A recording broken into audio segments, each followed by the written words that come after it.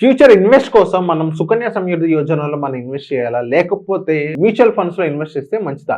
So ఈ రెండిటికి నేను జస్ట్ ఒక కంపారిజన్ చేస్తున్నాను. సో మీరు ఒకసారి ఈ వీడియో ఎండ్ వరకు చూస్తున్నట్లయితే సో ఏది మీకు సూటబుల్ అవుతుందో అవదో అనేది ఈ వీడియో ద్వారా మీకు తెలుస్తుంది. హలో గైస్, నా పేరు Nihal. Welcome to social post. So అసలు యాక్చువల్లీ సుకన్య సమృద్ధి యోజన అంటే ఏంటి? సో ఇది ఎవరికి యూజ్ అవుతుంది అంటే ఇప్పుడు మన పాపకి లాంగ్ టర్మ్ ఇన్వెస్ట్మెంట్ కోసం కానీ, పెళ్లి కోసమైనా కానీ, చదువుల కోసమైనా కానీ ఈ సుకన్య సమృద్ధి యోజనలో మనం ఇన్వెస్ట్మెంట్ అనేది మనం చేస్తాం అనమాట.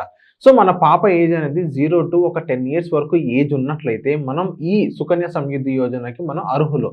సో ఇంకోటి ఏంటంటే దీన్ని మనం బ్యాంక్ అకౌంట్ అంటూ ఒకటి మనం ఓపెన్ చేయాలి. ఇప్పుడు మనం నార్మల్ గా మనం బ్యాంక్ అకౌంట్ నుంచి కూడా మనం ఓపెన్ చేయొచ్చు. అండ్ నెక్స్ట్ అది కాకుండా మనం పోస్ట్ ఆఫీస్ నుంచి కూడా మన అకౌంట్ అనేది మనం ఓపెన్ చేయొచ్చు అనమాట. సో ఇది ఫ్రమ్ ద స్టార్టింగ్ నుంచి మనం ఇలా ప్రాసెస్ అనేది మనం స్టార్ట్ చేయాలి. ప్రెసెంట్ ఇంట్రెస్ట్ రేట్ అయితే దగ్గర ఇప్పుడు మనకి సుకన్య సమృద్ధి యోజనలో 8% వరకు మాత్రమే మనకి ఇంట్రెస్ట్ అనేది లభిస్తుంది. అది కూడా ఇప్పుడు మనకి 15 years టెన్యూర్ వరకు మనకి లభిస్తుంది అనమాట. దగ్గర ఒక 21 years అంటూ మనం వేసుకోవచ్చు మన పాపకి. ఇప్పుడు మనం ఇన్వెస్ట్ చేసినట్లయితే మన డబ్బు సేఫా కాదా అనేది చాలా మందికి ఒక డౌట్ ఉండేది. సో ఇప్పుడు డబ్బు సేఫా కాదా అని మనం ఆలోచించినట్లయితే ఇది ఒక government scheme. So government scheme అనేది కొంచెం మనకి డబ్బు అనేది కొంచెం సేఫ్ గానే ఉంటది. గవర్నమెంట్ స్కీమ్ కాబట్టి మాక్సిమం మనకి సేఫ్ గానే ఉంటది. అండ్ ఇది ఎఫ్డి కంటే బెటర్ రిజల్ట్స్ అనేది మనకి ఇవ్వడం జరుగుతుంది. అండ్ ఇప్పుడు రిస్క్ కెపాసిటీ మనం చూసుకున్నట్లయితే సుకన్య సమృద్ధి యోజనలో రిస్క్ కెపాసిటీ అనేది ఆల్మోస్ట్ 0 అనుకోవచ్చు. ఎందుకంటే ఇది గవర్నమెంట్ హ్యాండ్ లో ఉండేది కాబట్టి ఆల్మోస్ట్ మనకి 0 అని చెప్పొచ్చు. అండ్ ట్యాక్స్ బెనిఫిట్స్ కనుక మనకి ఎలా ఉండబోతున్నాయి అని మనం చూసుకున్నట్లయితే ఇన్వెస్ట్మెంట్ ట్యాక్స్ కూడా మనకి 0 ఉండిద్ది. అండ్ ఇంట్రెస్ట్ ట్యాక్స్ కూడా మనకి 0 ఉండిద్ది. అండ్ మెచ్యూరిటీ కూడా మనకి ఇక్కడ 0 అనేది మనకి ఇక్కడ లభిస్తుంది అనమాట. ఇదే సుకన్య సమృద్ధి యోజనలో సో మనం డబ్బులు అనేది ఎందుకు పెడతామని మనం ఆలోచించినట్లయితే మన పిల్లల చదువు కోసం అండ్ మన పిల్లల చదువు కోసం అనేది ఈ సుకన్య సమృద్ధి యోజనలో మన ఇన్వెస్ట్మెంట్ అనేది మనం చేస్తాం. అండ్ నెక్స్ట్ ఇప్పుడు మనకి దీని నుంచి మన నెగిటివిటీ కాన్స్ మనం చూసుకున్నట్లయితే ఏమేం డ్రాబ్యాక్స్ ఉన్నాయి కనుక మనం చూసుకున్నట్లయితే లిక్విడిటీ అనేది మనకి ఖచ్చితంగా ఇక్కడ ఉండదు. ఒక దగ్గర ఒక 21 years వరకు ఇక్కడ మనకి లాక్ ఇన్ పీరియడ్ మాత్రమే ఉంటుంది. సో మనకి ఎప్పుడైనా ఎమర్జెన్సీ ఉన్నప్పుడు కూడా మన డబ్బులు అనేది మనం విత్డ్రా చేయలేము. అండ్ నెక్స్ట్ మనం ఇన్వెస్ట్మెంట్ మాడ్యూల్లో మనం చూసుకున్నట్లయితే ప్రతి సంవత్సరం మనం 1,50,000 వరకు మాత్రమే మనం ఇన్వెస్ట్మెంట్ చేయగలం. ఇప్పుడు 2 లక్షలు కూడా మనం ఇన్వెస్ట్మెంట్ చేయలేము. ఎందుకంటే అక్కడ లిమిటేషన్ ఇచ్చారు కాబట్టి 1,50,000 వరకు మాత్రమే మనం ఇన్వెస్ట్మెంట్ చేయగలం. సో ఇప్పుడు మన రిటర్న్స్ కనుక మనం చూసుకున్నట్లయితే రిటర్న్స్ అనేది ఇక్కడ మనకి ఫిక్స్డ్ ఉండిద్ది. సో ఇప్పుడు మన స్టాక్ మార్కెట్ లో లాగా హై రిటర్న్స్ అనేది మనకి ఇక్కడ ఉండదు. సో ఫిక్స్డ్ రిటర్న్స్ ఇప్పుడు ప్రెసెంట్ అయితే 8% రిటర్న్స్ అంటూ మనకు ఉంటుంది. ఆ 8% రిటర్న్స్ మాత్రమే ఇప్పుడు మనకి లభిస్తుంది అనమాట. ఇప్పుడు ఎవరైతే సుకన్య సమృద్ధి యోజనలో ఇన్వెస్ట్మెంట్ చేస్తున్నట్లయితే సో ఇప్పుడు మన కాన్స్ కనుక మనం చూసాం, పాజిటివిటీ కనుక మనం చూసుకున్నట్లయితే ఇక్కడ ఆల్మోస్ట్ మన రిస్క్ అనేది 0 ఉండేది. ఇది కాబట్టి ఇది గవర్నమెంట్ స్కీమ్ కాబట్టి మన డబ్బు అనేది మన దగ్గర సేఫ్ గా ఉంటుంది. సో ఇప్పుడు నార్మల్ గా మనం బ్యాంక్ ఎఫ్డి కంటే ఒక మంచి రిటర్న్స్ అనేది ఇక్కడ లభిస్తుంది అనమాట. సో ఇప్పుడు మన బ్యాంక్ రిటర్న్స్ వచ్చేసి దగ్గర ఒక 6.25-6% అప్రాక్సిమేట్ అక్కడ ఉంది. సో ఇదైతే 8% వరకు మనకి లభిస్తుంది. సో ఇప్పుడు మనం బ్యాంక్ అంటే కూడా కొంచెం ఎక్కువ రిటర్న్స్ అనేది ఇక్కడ రాబోతున్నాయి అనమాట సుకన్య సమృద్ధి యోజనలో. అండ్ నెక్స్ట్ మనకి ట్యాక్స్ బెనిఫిట్స్ అంటూ ఉంటాయి. సో ఇప్పుడు మనకి ఇంట్రెస్ట్ కూడా మనకి దానిపైన ట్యాక్స్ అనేది మనకి 0 ఉండిద్ది. ఇంకోటి ఏంటంటే మెచ్యూరిటీ పైన కూడా మనకి 0 ఉంటుంది.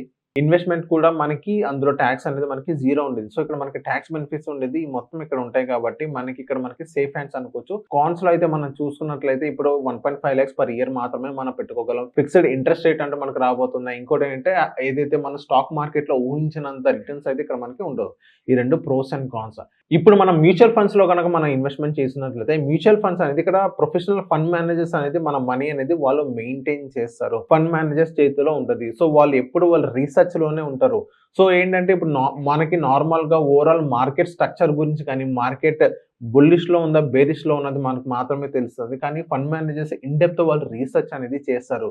సో వాళ్ళు ఏ కంపెనీస్ లో ఇన్వెస్ట్మెంట్ చేస్తున్నారు, ఇంకోటి ఏంటంటే వాళ్ళు కంపెనీస్ కూడా వాళ్ళ ఎంప్లాయీస్ ని తీసుకెళ్లి అక్కడ వెరిఫికేషన్ అనేది చేపిస్తారు. సో అంత క్లియర్ గా ఉండదు. సో ఇంకోటి ఏంటంటే వాళ్ళు ఏ ఒక కంపెనీ మీద వాళ్ళు ఇన్వెస్ట్మెంట్ చేయాలన్నా కానీ దానికి చాలా పారామీటర్స్ అనేది చెక్ చేస్తారు. అలాంటి సిచ్యువేషన్స్ లో మనకి మన డబ్బు అనేది కొంచెం సేఫ్ అని చెప్పలేం, కానీ అక్కడ ఏంటంటే రీసెర్చ్ అనేది ఎక్కువ ఉంది. సో మనం ఒక రూపాయి పెట్టినా కానీ దాని వెనక చాలా వర్క్ చేస్తారు కాబట్టి కొంచెం మనకి రిటర్న్స్ కూడా అలాగే వస్తాయి అండ్ రిస్క్ కూడా మనకి అలాగే ఉంటుంది ఇదే మ్యూచువల్ ఫండ్స్ లో. సో ఇప్పుడు నార్మల్ గా మనం సుకన్య సమృద్ధి యోజనలో దగ్గర దగ్గర ఒక 8% వరకు ఇంట్రెస్ట్ అయితే ఇప్పుడు ప్రెసెంట్ అయితే లభిస్తుంది. సో అండ్ మ్యూచువల్ ఫండ్స్ లో మనం చూసుకున్నట్టే హిస్టారిక్ కనుక మనం చూసుకున్నట్లయితే 12 to 15% వరకు మ్యూచువల్ ఫండ్స్ లో మనకి ఇంట్రెస్ట్ అనేది మనకి రిటర్న్స్ అనేది మనకు వస్తున్నాయి. సో ఇంకోటి ఏంటంటే మ్యూచువల్ ఫండ్స్ లో అయితే మనకి కాంపౌండింగ్ ఇంట్రెస్ట్ అనేది మనకి ఇక్కడ ఎక్కువ ఉంటుంది. సో ఒక ₹1,00,000 పెట్టినట్లయితే వచ్చే నెల 2,000 వచ్చిందని అనుకుందాం. ఆ వచ్చే నెల 1,02,000 పైన ఇంట్రెస్ట్ వచ్చింది. సో ఇలా కాంపౌండింగ్ అవుతుంది కాబట్టి సో మ్యూచువల్ ఫండ్స్ అనేది చాలా మంది ఎక్కువ చూస్ చేస్తారు. ఇదే మ్యూచువల్ ఫండ్స్ లో మనం పాజిటివ్ సైన్ కనుక మనం చూసుకున్నట్లయితే ఇదే మ్యూచువల్ ఫండ్స్ లో మనకి ఎఫ్డి కంటే ఎక్కువ రిటర్న్స్ అనేది మనకి రావచ్చు మార్కెట్ సిచ్యువేషన్స్ ని బట్టి.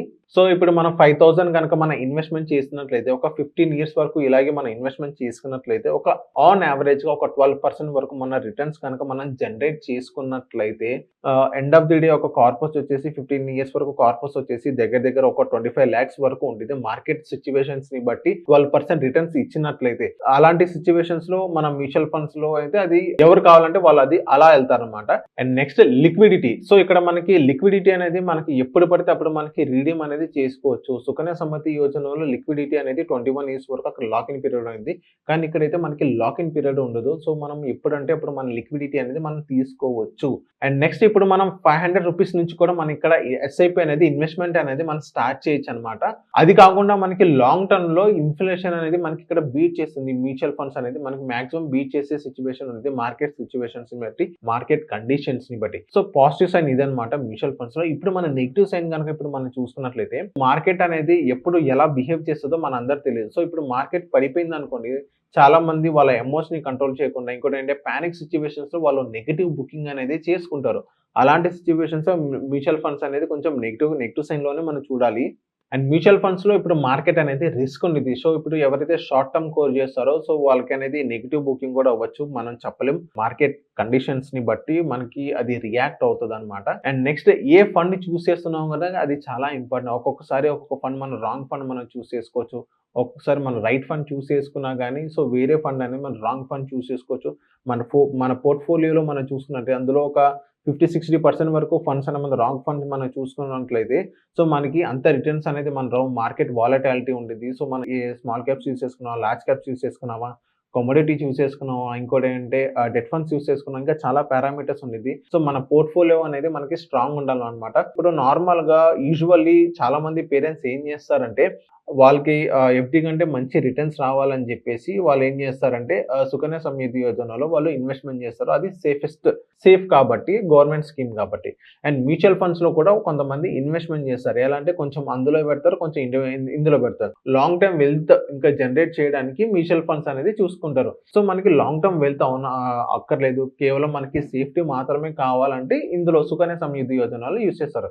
సో ఇప్పుడు మీ అందరు చెప్పేది అంటే మ్యూచువల్ ఫండ్స్ లో ఇన్వెస్ట్ చేసేటప్పుడు కొంచెం జాగ్రత్తగా ఇన్వెస్ట్ చేయండి. అది మార్కెట్ ఎలా బిహేవ్ చేస్తుందో తెలియదు. మనకి మార్కెట్ అనేది వాలటాలిటీ ఉండేది, హ్యూజ్ వాలటాలిటీ ఉండేది కాబట్టి సో మార్కెట్ సిచ్యువేషన్స్ ని బట్టి మీరు మ్యూచువల్ ఫండ్స్ లో ఇన్వెస్ట్మెంట్ చేయండి. లేదా మీకు సేఫెస్ట్ కావాలంటే మీరు సుకన్య సమృద్ధి యోజనలో మీరు ఇన్వెస్ట్మెంట్ అనేది మీరు ఈజీగా మేము చేసుకోవచ్చు. సో ఇలాంటి వీడియోస్ మన ఛానల్లో వస్తానంటే మా ఛానల్ని ఫాలో అండ్ సబ్స్క్రైబ్ చేయండి.